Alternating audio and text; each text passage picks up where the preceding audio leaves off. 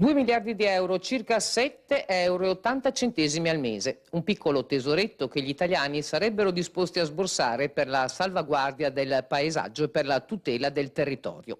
E quanto emerge da una ricerca nazionale fatta dal Ministero per l'Agricoltura. Dati importanti analizzati in fiera a Padova in occasione del Flormart dai consorzi di bonifica, perché è l'acqua che crea e mantiene il territorio. Normalmente l'acqua è positiva, normalmente l'acqua è fattore di crescita, normalmente l'acqua è fattore di economia, normalmente l'acqua è un fattore produttivo che all'interno di un percorso come il Veneto è estremamente importante. Solo che per un bel pezzo di tempo ci siamo dimenticati che ci sono situazioni, abbiamo costruito in modo disordinato, non abbiamo programmato gli investimenti, non abbiamo programmato determinate cose, ci siamo dimenticati del nostro territorio.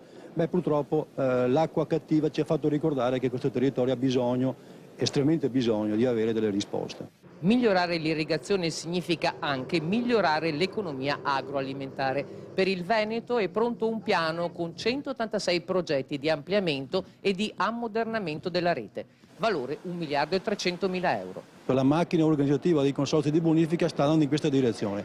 Non caricare in modo eccessivo i contribuenti e dare risposte concrete, puntuali e precise. Da profondi conoscitori del paesaggio e dell'economia veneta andiamo in questa direzione.